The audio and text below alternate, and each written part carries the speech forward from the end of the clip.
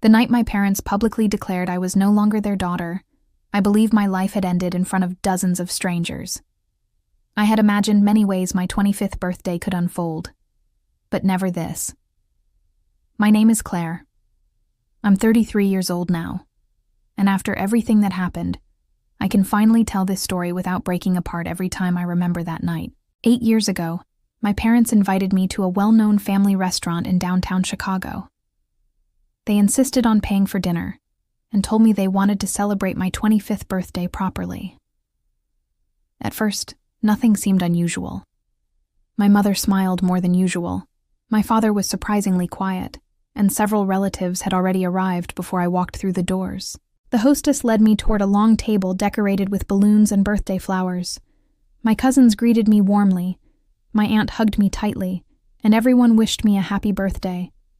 I honestly believed it was going to be one of those family nights I would remember forever for the right reasons. As I sat down, I noticed my father checking his watch several times. My mother barely touched her drink and kept exchanging nervous looks with him. I asked if everything was okay. Both of them quickly smiled and said they were just waiting for everyone to arrive. Dinner began normally. We ordered food, laughed about childhood memories, and even joked about how quickly 25 years had passed. I relaxed and stopped paying attention to the strange mood hanging over the table. Looking back, I wish I had trusted my instincts. Halfway through the meal, my father suddenly stood up and tapped his glass with a spoon. The conversations around us slowly faded as everyone turned to look at him. I expected a birthday toast.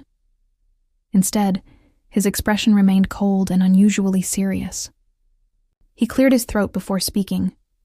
"Claire," he said loudly enough for nearby tables to hear, "there's something your mother and I need to say tonight." My smile slowly disappeared. Every guest at our table fell silent.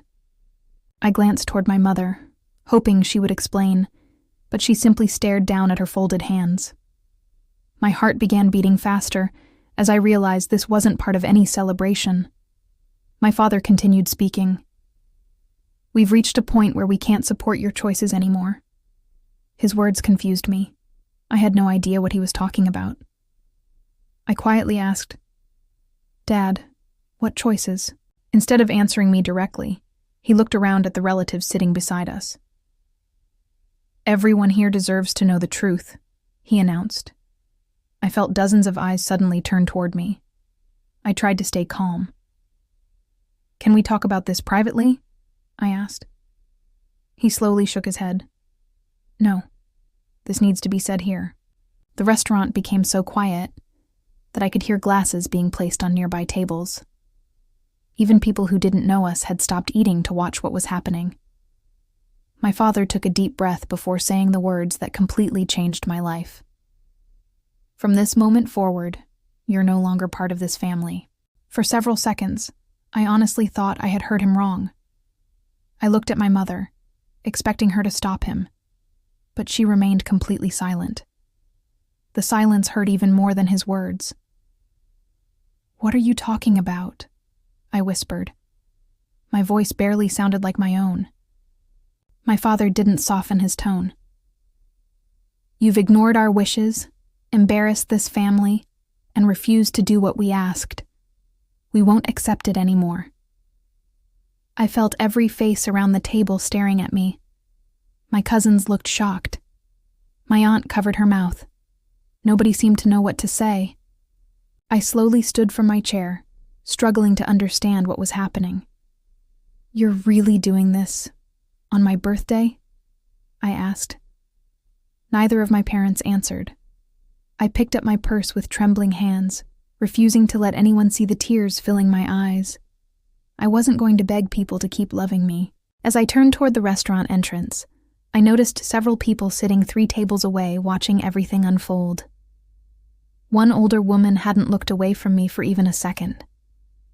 At first, I assumed she simply felt sorry for me. But then I realized she wasn't looking at my face. Her eyes were locked on the silver heart-shaped necklace resting against my neck.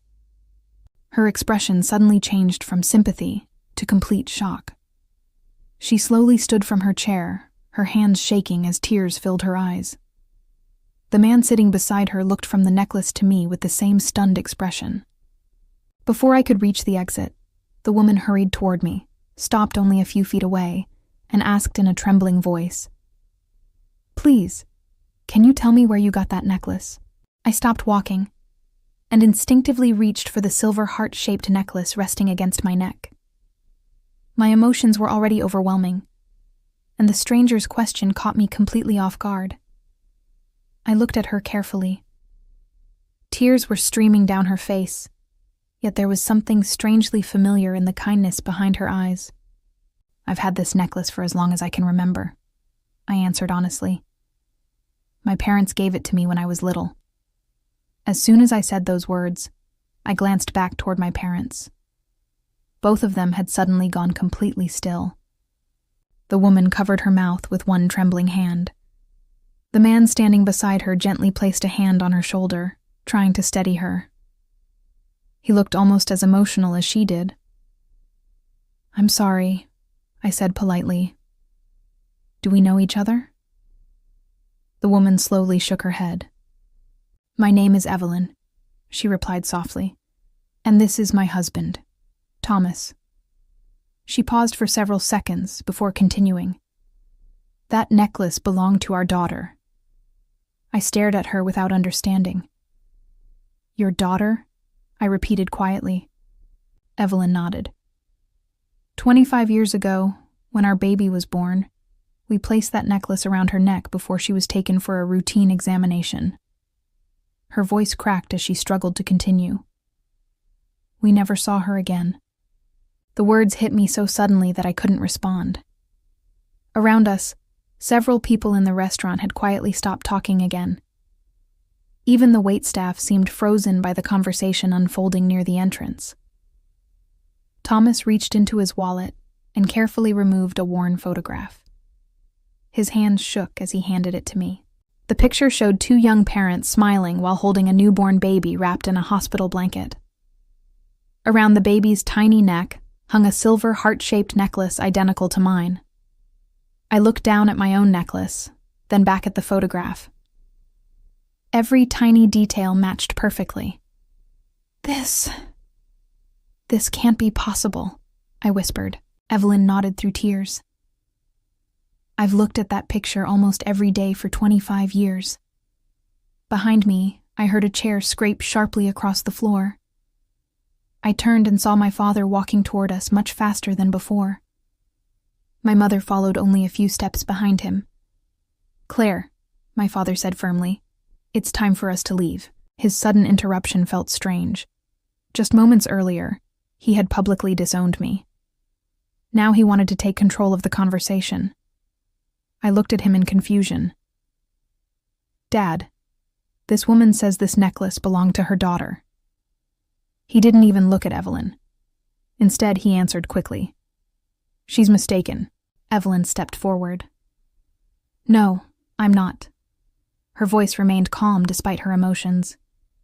"That necklace was custom-made by my father before my daughter was born." The jeweler engraved a tiny symbol inside the clasp. Without saying a word, I unclasped the necklace and handed it to her. She carefully turned it over and pointed to the inside of the clasp. There, almost invisible without looking closely, was a tiny engraved star. Thomas closed his eyes for a moment. "That's it," he whispered. My father immediately reached toward the necklace. "Give that back," he said sharply. I instinctively pulled it away before he could touch it. "Why are you acting like this?" I asked. For the first time that evening, he didn't answer immediately. Instead, he looked directly at Evelyn and Thomas. "You should stop this now," he said, in a cold voice. "You're upsetting my daughter." The words sounded almost unbelievable after everything that had happened only minutes earlier. Evelyn slowly wiped away her tears.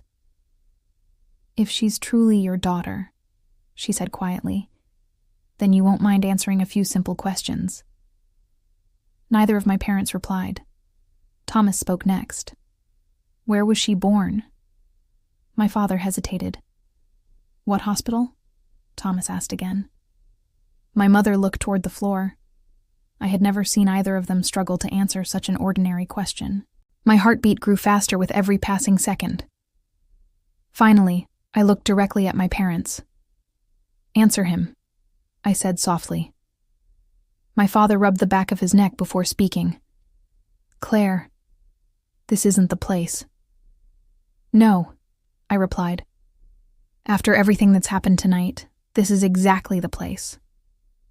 The silence stretched so long that it became its own answer. Evelyn carefully placed the photograph back into her purse before looking at me again. "We're not asking you to believe us tonight," she said gently. "We're only asking for one chance to talk." I looked from her face to Thomas, then back toward the two people who had raised me. Neither of my parents denied what Evelyn had said. Neither of them explained the necklace. Neither of them answered where I had really been born. As I stood there trying to understand what was happening, my father quietly whispered something to my mother that I was never supposed to hear. "I told you this day would eventually come." My father's quiet words echoed in my mind long after he said them. "I told you this day would eventually come." I looked back at him, hoping I had misunderstood, but the expression on his face only made my confusion grow stronger. It wasn't surprise I saw. It was fear. I took a slow breath before speaking. "What did you mean by that?" My voice remained calm, even though my heart was racing. Neither of my parents answered. They simply exchanged another nervous glance. Evelyn gently stepped back, giving them room to speak. She wasn't trying to argue. She simply wanted the truth, just as much as I did. My father finally cleared his throat. "Claire, let's go home. We can discuss this privately." I slowly shook my head. "No. You already chose to make tonight public. I'm not leaving until someone explains what's happening." Several relatives quietly stood from our table, unsure whether to leave or stay. My aunt looked at my mother with obvious concern, but even she seemed completely unaware of whatever secret was unfolding. Thomas spoke carefully, keeping his voice respectful. "We're not here to accuse anyone. We only want answers. If we're wrong, we'll accept that. But if we're right, everyone deserves to know." My father didn't respond to Thomas. Instead, he looked directly at me. "Please trust us." Hearing those words almost made me laugh, but there was nothing funny about the moment. "Trust?" I asked quietly. "You just told everyone here that I'm no longer your daughter. Now you're asking me to trust you?" The restaurant remained almost completely silent. Finally, my mother spoke for the first time since Evelyn approached me. Her voice was trembling. "Claire, we love you." I looked at her carefully. "Then tell me the truth." Tears filled her eyes, but she couldn't force herself to continue. Thomas slowly reached into his jacket pocket and removed a folded newspaper clipping protected inside a clear plastic sleeve. He carefully placed it on a nearby table so everyone could see it. The article was dated 25 years earlier. The headline described a newborn baby who had disappeared from a hospital under mysterious circumstances. Below the headline was a photograph of Evelyn and Thomas standing outside the hospital surrounded by reporters. I stared at the article in disbelief. Evelyn pointed to the date. That happened the day after our daughter was born. I looked at my parents again. Neither of them seemed surprised by the article. Instead, my father quietly closed his eyes for a brief moment, as though he had been expecting this exact evidence. My stomach tightened. "You've seen this before," I said.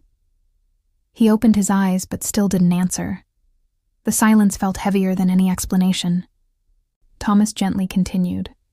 "We've spent 25 years following every lead. Most ended in disappointment. Tonight is the first time we've ever found something we couldn't explain." He looked at the necklace still resting in my hand. That necklace never left our daughter. My mother suddenly whispered, "Please stop." Evelyn looked at her with compassion instead of anger. "I don't want to hurt anyone," she said softly. "I only want to know what happened to my baby." Those words broke something inside me. For my entire life, I had believed my story was simple. Now every memory suddenly felt uncertain. I turned toward my parents once more. "Were you ever going to tell me?" I asked. My father lowered his head. "We thought the past would stay buried." His answer wasn't a denial. It was the closest thing to an admission I had heard all night. I felt my hands shaking. "If you knew there was something to tell," I said slowly, "then you already knew this conversation might happen someday." Neither of them argued. Thomas quietly spoke again. "We don't expect anyone to believe us based on a necklace and an old newspaper article." He reached into his wallet and handed me a business card. "Our family attorney can arrange a DNA test." Evelyn immediately added, "Only if you want one. The decision is completely yours." I looked down at the card for several seconds. A simple DNA test. One answer. One truth. Or perhaps a completely different life. Behind me, my father suddenly stepped closer. "Claire," he said firmly, "don't do this." I slowly turned toward him. "Why not?" He searched for an answer, but couldn't seem to find one. My mother quietly wiped away another tear. "If you go through with this," she whispered, "nothing will ever be the same again." I looked at all four of them standing before me. One couple had raised me. The other had searched for me. Every instinct told me that only the truth could finally explain why both families looked so terrified of what came next. The following morning, after a sleepless night filled with questions I could no longer ignore, I made a phone call that would begin the process of uncovering who I really was. The morning after my birthday, I barely slept before picking up the business card Thomas had given me. I stared at it for several minutes, knowing one phone call could answer questions that had haunted me for less than a day, but might completely change the rest of my life. Finally, I took a deep breath and dialed the number. The attorney answered with a calm, professional voice. As soon as I introduced myself, he knew exactly who I was. "Thomas and Evelyn told me you might call," he said gently. "Whenever you're ready, we'll arrange everything." I agreed to meet later that afternoon. The office was quiet, modern, and nothing like the emotional chaos of the restaurant. Thomas and Evelyn were already there when I arrived, but neither of them rushed toward me. They simply stood and greeted me politely, giving me the space I needed. "I appreciate you coming," Thomas said. I nodded. "I need answers," I replied honestly. "Whatever those answers turn out to be." The attorney carefully explained the DNA testing process. Everything would be handled through an accredited laboratory, and the results would remain confidential until I chose otherwise. Hearing the clear procedure made me feel slightly calmer. Just before we completed the paperwork, my phone began ringing. My mother's name appeared on the screen. I hesitated before answering. "Claire," she said immediately, "please don't go through with this." Her voice sounded exhausted, as though she hadn't slept either. I quietly stepped into the hallway so the others couldn't hear. "Why?" I asked. "Because this will destroy everyone," she whispered. I closed my eyes for a moment. "The truth shouldn't destroy people. Lies do." She remained silent. Finally, she spoke again. "Your father and I made mistakes." I waited for her to explain. Instead, she simply repeated, "Please come home." I answered softly. Home shouldn't be built on unanswered questions. I ended the call before she could say anything else. When I returned to the conference room, Thomas looked at me with concern but didn't ask what had happened. I appreciated his patience. Nobody was trying to pressure me. The samples were collected quickly. The entire process took less than 30 minutes. It felt strange that something capable of changing my entire identity required only a simple swab. As we prepared to leave, Evelyn smiled gently. "No matter what happens, thank you for giving us this chance." Her kindness surprised me. She wasn't demanding anything from me. She simply wanted certainty after 25 years of uncertainty. Over the next several days, I tried to continue my normal routine. I went to work, answered emails, and met deadlines. But my thoughts constantly returned to the same questions. Every childhood memory suddenly felt different. Every family photograph made me wonder what I hadn't known. Every glance in the mirror made me search for features that might belong to someone else. 3 days later, my parents came to my apartment without calling first. When I opened the door, they both looked exhausted. My father spoke before I invited them inside. "Claire, you can still stop this." I folded my arms. "The samples have already been sent." He sighed heavily. "You don't understand what you're opening." I looked directly into his eyes. "Then explain it." He opened his mouth but said nothing. My mother quietly stepped forward. "We've always loved you." "I know," I replied, "but love and honesty should never be enemies." Tears rolled down her face. "We were afraid." "Afraid of what?" Neither of them answered. Instead, my father looked around my apartment before speaking quietly. "If those results come back positive, nothing will ever return to the way it was," I answered honestly. "It already hasn't." After they left, I sat alone thinking about everything they had said. Not once had they claimed the DNA test would prove Evelyn and Thomas were wrong. Not once had they denied the possibility. They only talked about consequences. That silence spoke louder than any confession. 5 days later, the attorney called. "The laboratory has completed the analysis," he said. My heart immediately began pounding. "The results are ready." The next afternoon, I walked into the attorney's office where Thomas and Evelyn were already waiting. My parents arrived only minutes later. No one smiled. No one spoke. The sealed envelope rested in the center of the conference table. The attorney slowly picked it up, looked around the room, and quietly said, "Once I open this, every question you've been asking will finally have an answer." He carefully broke the seal and unfolded the first page. After reading only a few lines, he slowly looked up at me. His expression told me the truth before he spoke a single word. The room became so quiet that I could hear my own heartbeat. The attorney lowered the papers onto the table for a moment, as if giving everyone a final chance to prepare themselves. I looked from Evelyn and Thomas to the 2 people who had raised me. No one moved. No one spoke. Finally, the attorney took a slow breath. "The laboratory has confirmed a biological parent-child relationship between Claire, Evelyn, and Thomas." The words settled over the room like a wave. Evelyn immediately covered her face with both hands as tears streamed down her cheeks. Thomas reached for her hand, unable to hide his own emotions. After 25 years of searching, they finally had the answer they had prayed for. I sat completely still. I wasn't crying. I wasn't smiling.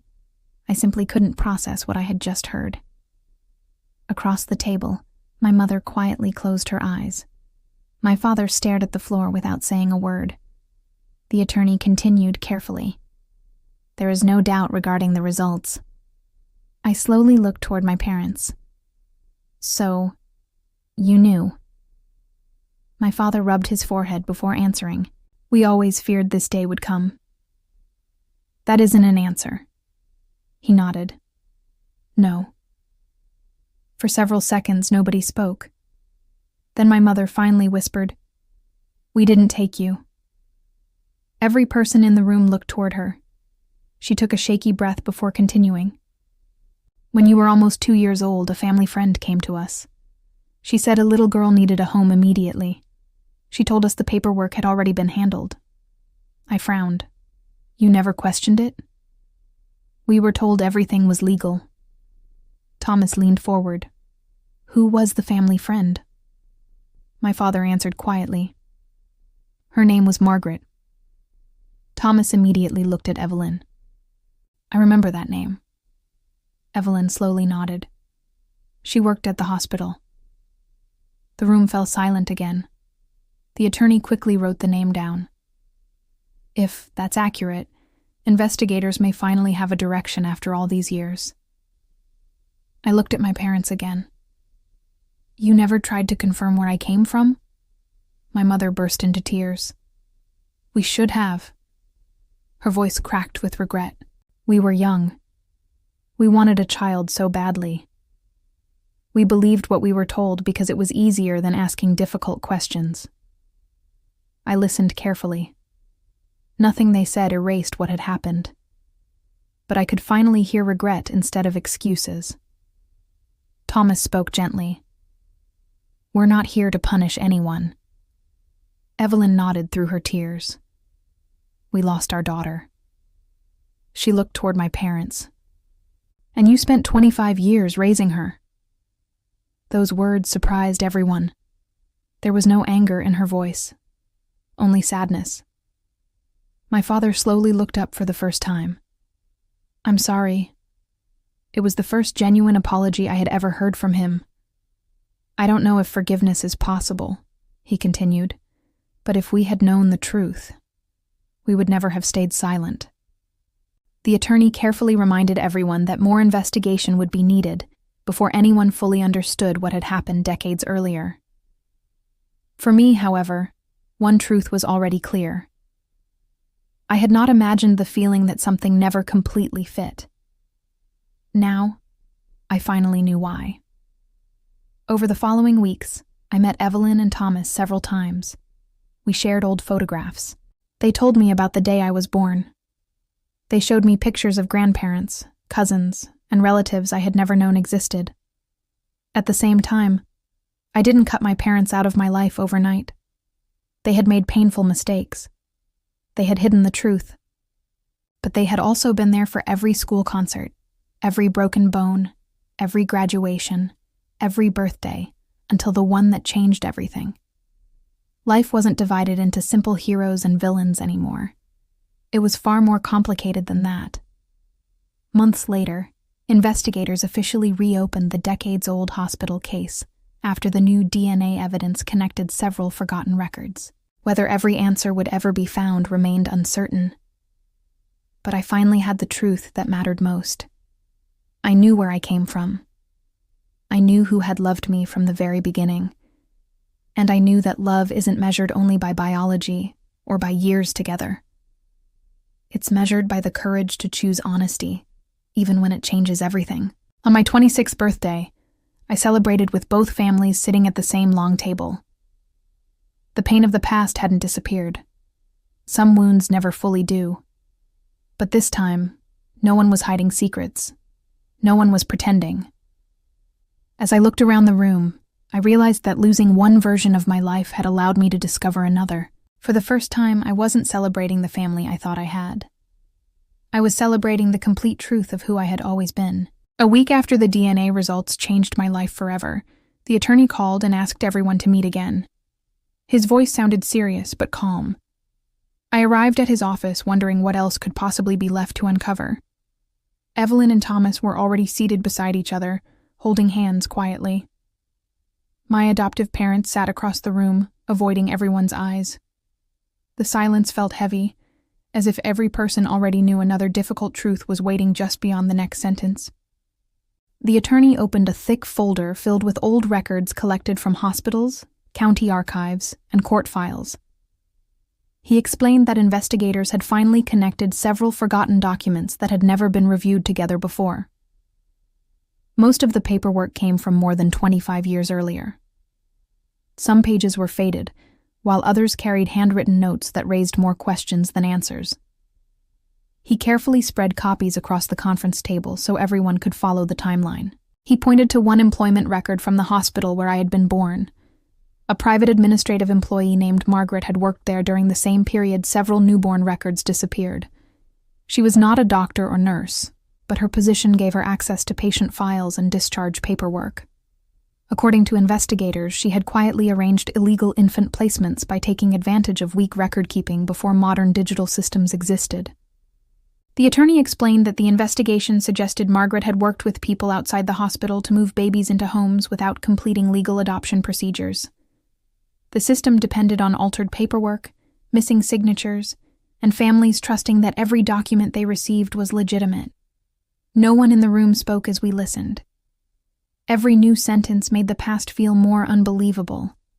Yet every detail fit the evidence already discovered. I slowly turned toward my adoptive parents. "Did you know any of this?" I asked softly. My father immediately shook his head.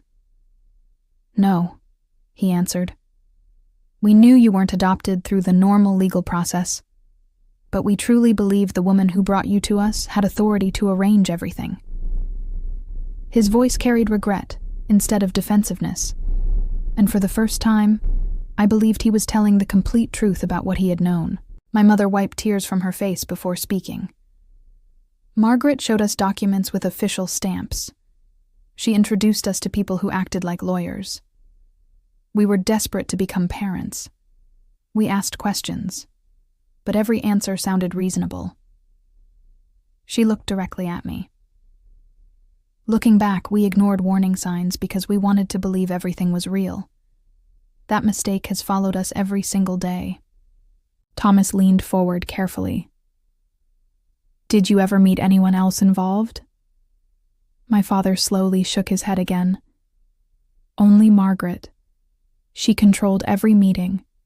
She always said the paperwork had already been approved and that discussing details would only delay everything." His voice cracked as he finished speaking. We should have walked away, but we didn't. The attorney opened another file containing photocopies of missing hospital logs. Several patient numbers appeared in sequence, but a few pages had been removed completely. Investigators believed those missing records matched the time when multiple infants had quietly disappeared into unauthorized placements. There was no proof that every missing file involved the same scheme, but the pattern was too consistent to ignore. The discovery explained why so many questions had remained unanswered for decades. Evelyn reached across the table and gently squeezed my hand.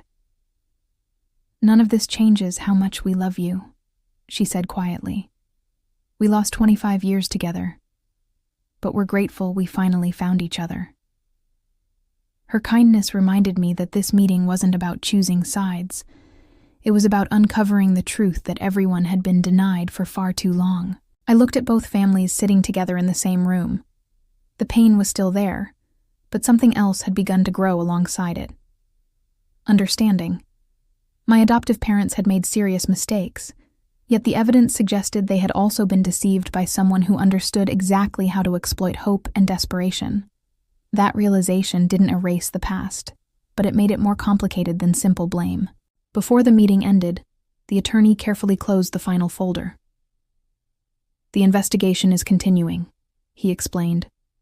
"There are still missing records, and we're working with authorities to locate them. Every document we recover helps us understand what happened, not only in Claire's case, but possibly in others as well." We quietly nodded, knowing the search wasn't over yet. As we walked out of the office together, I realized my focus had slowly shifted.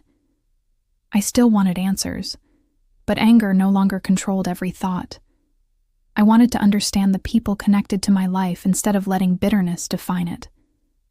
That decision became even more important over the following weeks, as I began spending time with my birth family while my adoptive parents finally prepared to tell me everything they had hidden for so many years.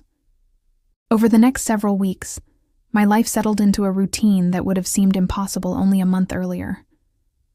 Instead of spending every day thinking about the investigation, I began making time for Evelyn and Thomas. We agreed not to rush anything. 25 years couldn't be replaced in a few conversations, so we simply started getting to know each other one day at a time. Every meeting answered questions I had carried since childhood, without even realizing they were there. Our first lunch together felt awkward for only a few minutes. Soon we were laughing over small stories from their lives. Evelyn smiled as she told me she had always imagined what kind of woman her daughter might become. Thomas admitted he had secretly celebrated my birthday every year, even though he had no idea where I was. Hearing that made my throat tighten. Someone had been thinking about me every birthday while I never even knew they existed. A few days later, they invited me to their home. They didn't treat it like a dramatic reunion. They simply opened the front door and welcomed me inside. Family photographs covered the walls. Some pictures showed grandparents, cousins, and relatives whose faces looked strangely familiar. As I studied them, I noticed smiles, eyes, and expressions that reminded me of my own reflection. For the first time, I understood why people often said they could see themselves in their family. Evelyn carefully brought out several memory boxes she had kept for decades. Inside were the tiny hospital bracelet with my birth name, greeting cards written before I was born, and a small knitted blanket my grandmother had made while waiting for my arrival. She handed each item to me with trembling hands. "I could never throw these away," she whispered. "They were all I had left." I held the blanket carefully, imagining how many years it had spent waiting for the child who never came home. The thought filled me with sadness, but it also reminded me how deeply I had been loved from the very beginning. None of those memories belonged to me yet, but they were becoming part of my story. At the same time, my relationship with my adoptive parents slowly changed. They no longer avoided difficult conversations. One evening, they asked if I would meet them at the house where I had grown up. Sitting around the familiar kitchen table felt different now. The room hadn't changed, but everything inside me had. My father quietly placed an old photo album in front of me. "We've hidden enough," he said. "You deserve every answer we can give." He explained that for years they had kept every document Margaret had given them locked away because they feared someone would question where I came from. Every time they thought about telling me, they convinced themselves the truth would only hurt me. My mother wiped away tears before speaking. "We weren't afraid of losing an argument," she admitted. "We were afraid of losing you." Her voice shook with emotion. "Every birthday, every school event, every family holiday, we worried that someone might appear and take you away." I looked at both of them for a long moment before answering. "You should have trusted me with the truth." My father slowly nodded. "You're right. Fear made us protect a secret instead of protecting our relationship with you." That sentence stayed with me long after I left their house. I finally understood that fear had controlled every decision they made for years. It didn't excuse what they had hidden, but it explained why honesty had become so difficult for them. As the investigation continued, I realized I couldn't change what happened 25 years earlier. I couldn't erase the years Evelyn and Thomas had lost, and I couldn't erase the life I had shared with the parents who raised me. The only thing I could control was the person I chose to become moving forward. Instead of holding on to anger, I focused on building new memories with my birth family, while giving my adoptive parents the chance to earn back my trust through honesty. It wasn't easy, and it didn't happen overnight, but every truthful conversation helped replace another secret from the past. By the end of those weeks, I understood something that had once seemed impossible. I didn't have to choose one family by completely rejecting the other. The future wasn't about deciding who deserved me more. It was about deciding whether I would let truth become stronger than the lies that had shaped my life for so many years. That realization prepared me for the most important decision I would soon have to make, especially after one final discovery changed everything once again. For a long time, I believed accepting my birth family meant I had to reject the people who had raised me. The more I thought about it, the more I realized that life wasn't that simple. I couldn't erase 25 years of birthdays, school mornings, family vacations, and everyday moments. At the same time, I couldn't ignore the parents who had spent those same years wondering where their daughter had gone. Both truths existed together, and pretending otherwise would only create more pain. One Saturday afternoon, I met Evelyn and Thomas at a quiet park near the river. We walked slowly along the path, talking about ordinary things instead of court documents or investigations. Evelyn smiled as she watched children playing nearby. "For years," she admitted, "I imagined bringing my daughter to a place like this." She looked at me and added softly, "I'm grateful we still have time to create new memories." Her words stayed with me for the rest of the day. She wasn't trying to recover the past. She simply wanted to enjoy the future we still had. Later that week, I visited my adoptive parents. The atmosphere felt different from our earlier conversations. There were no arguments waiting to happen. Only quiet honesty. My father poured coffee for all of us before speaking. "I know we can't change what we hid," he said. "But we don't want fear to guide us anymore." My mother nodded in agreement. "If you want to spend time with Evelyn and Thomas, you never have to hide it from us again." Those words surprised me more than anything else they had said during the past few weeks. I looked at them carefully. "You're really okay with that?" My mother smiled through tears. "It hurts," she admitted, "but losing you completely would hurt far more." For the first time since my birthday, I felt some of the tension inside me begin to disappear. A few days later, both families agreed to meet for lunch at a small restaurant outside the city. I worried the conversation might become uncomfortable, but something unexpected happened. Instead of discussing the investigation, everyone talked about ordinary life. Thomas shared funny stories from his job.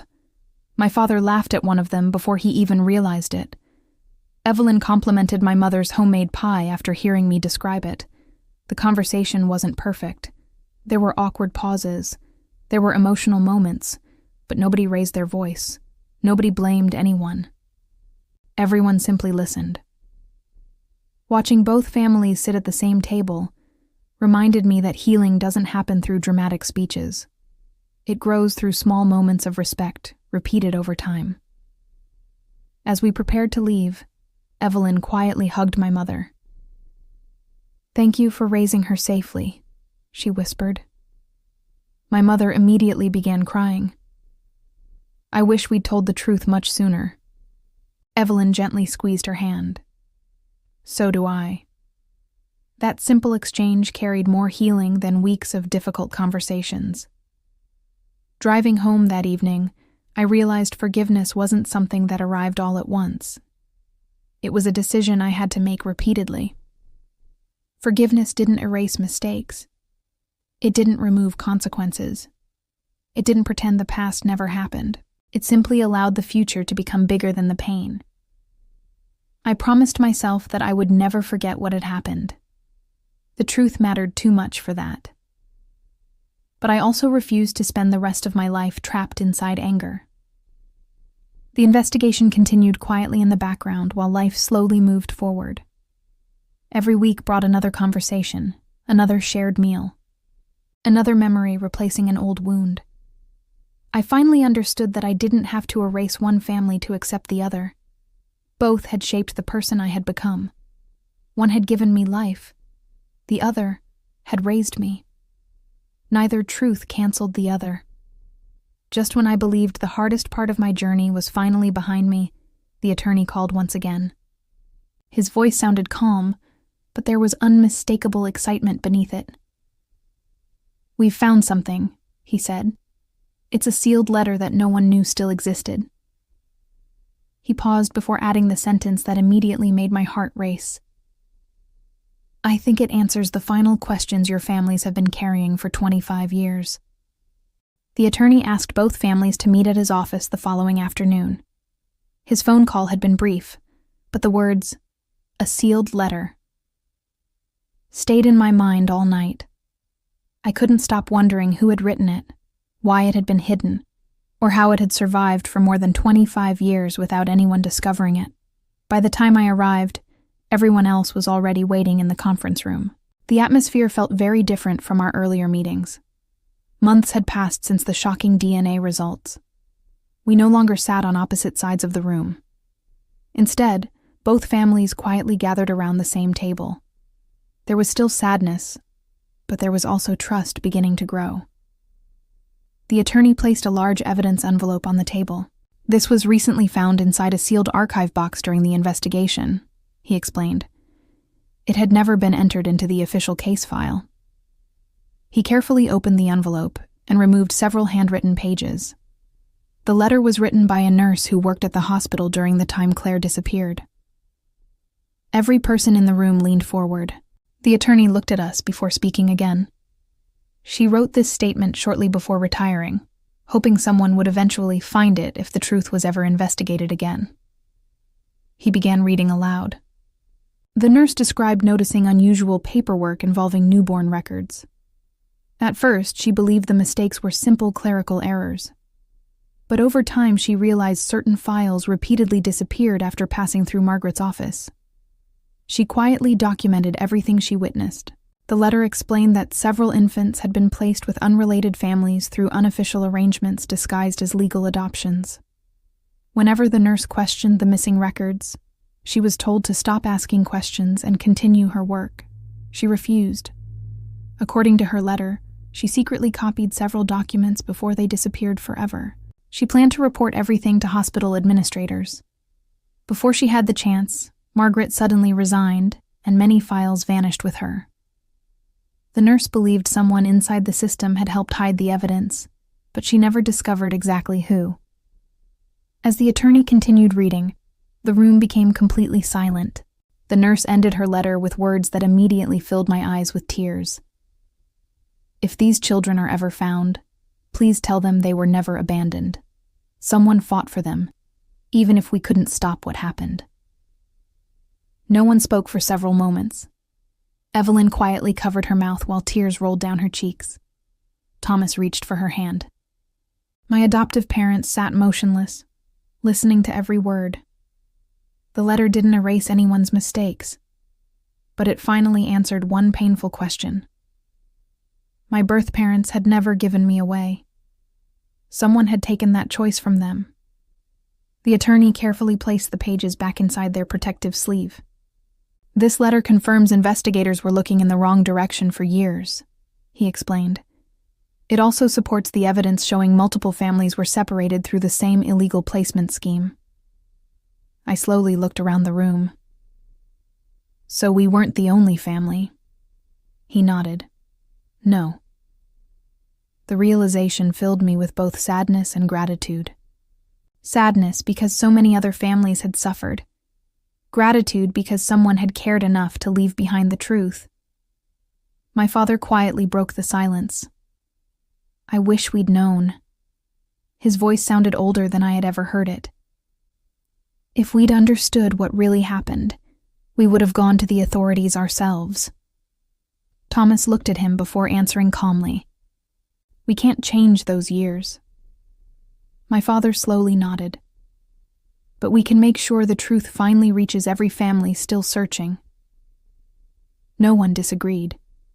The attorney explained that copies of the nurse's letter would now become part of the official investigation. It could help other families discover answers they had waited decades to hear. As we left the office, I felt an unexpected sense of peace. Not because every question had been answered. Some never would be. But because the truth no longer belonged to hidden files or forgotten boxes. It belonged to all of us. The nurse's courage had finally given every family something they had almost stopped believing was possible. Closure. A few weeks later, as my 33rd birthday approached, both families agreed there was only one way to celebrate the future. This time, no one would sit at separate tables. This time, we would all sit together. My 33rd birthday arrived much more quietly than the one that had changed my life 8 years earlier. As I drove to the restaurant, I couldn't help remembering my 25th birthday. That night had ended with public rejection, painful questions, and a truth I never imagined existed. Today felt completely different. I wasn't carrying fear into the room. I was carrying gratitude for everything honesty had rebuilt. When I walked inside, I immediately noticed only one long table waiting for us. There were no separate reservations, no uncomfortable distance, no invisible lines dividing one family from another. That simple arrangement meant more to me than any expensive gift ever could. Evelyn and Thomas stood first when they saw me. They hugged me warmly before wishing me a happy birthday. A moment later, my adoptive parents joined us. My mother smiled as she handed me a small birthday card. "We thought you deserved to hear this first," she said quietly. Inside, she had written only one sentence. "Thank you for giving us the chance to earn back your trust." I looked up and hugged her without saying a word. As everyone settled into their seats, conversation came naturally. Thomas joked about getting older, making everyone laugh. My father answered with one of his own stories, and soon both men were smiling together. Watching them speak so comfortably felt almost unbelievable after everything that had happened. Dinner arrived, but the food wasn't what anyone would remember. What mattered were the conversations filling the room. Evelyn asked my mother for the recipe to the pie I had loved since childhood. My mother happily promised to write everything down. They weren't pretending the past had never happened. They were choosing not to let it control every future moment. At one point, I quietly stepped away from the table and looked around the restaurant. It was almost the same place where my life had changed years earlier. I remembered standing near the exit wearing the same silver heart-shaped necklace, completely unaware that 3 strangers would change my future forever. Now that necklace rested around my neck once again, but it no longer represented unanswered questions. It represented the truth that had finally found me. Thomas walked over and stood beside me. "You okay?" he asked. I smiled. "Better than okay." He nodded toward the table where everyone was talking together. "Your birthday looks a little different this time." I laughed softly.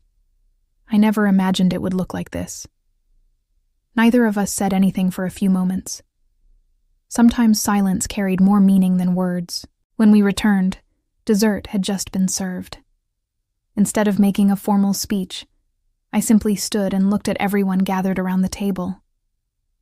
"I spent years believing family was something you either had or lost," I began. I paused, searching for the right words. "Now I know family is built through truth, forgiveness, and the choice to keep showing up for each other." Everyone listened quietly. "I can't change the first 25 years of my life." I looked toward Evelyn and Thomas. "I'm grateful you never stopped searching." Then I turned toward my adoptive parents. "And I'm grateful you finally chose honesty, even when it was difficult." Tears filled several eyes around the table. My father slowly raised his glass. "To truth," he said. Thomas smiled. "And to second chances." Everyone gently lifted their glasses. "For Claire." As the glasses touched together, I realized something that had taken me years to understand. The greatest gift I received wasn't discovering who my biological parents were. It wasn't learning the truth about my past. It was finally living without secrets. The investigation continued, helping other families long after my own story became public record. Several people found answers because one nurse had refused to stay silent and one attorney had refused to stop searching. Knowing that brought a quiet sense of peace that no court decision could ever replace. As the evening came to an end, we gathered outside the restaurant for one final photograph. This time, no one stood apart from anyone else. Evelyn and Thomas stood on one side of me. My adoptive parents stood on the other. No one asked me to choose. The camera captured something far more valuable than a birthday celebration. It captured the moment 2 broken families became one honest family. As I looked at the finished picture later that night, I smiled. The birthday where I once believed I had lost everything had become the beginning of the life I was always meant to live. And for the first time, I knew exactly who I was, where I came from, and that the family I had always deserved wasn't defined by secrets or fear, but by love, truth, and the courage to finally face both together.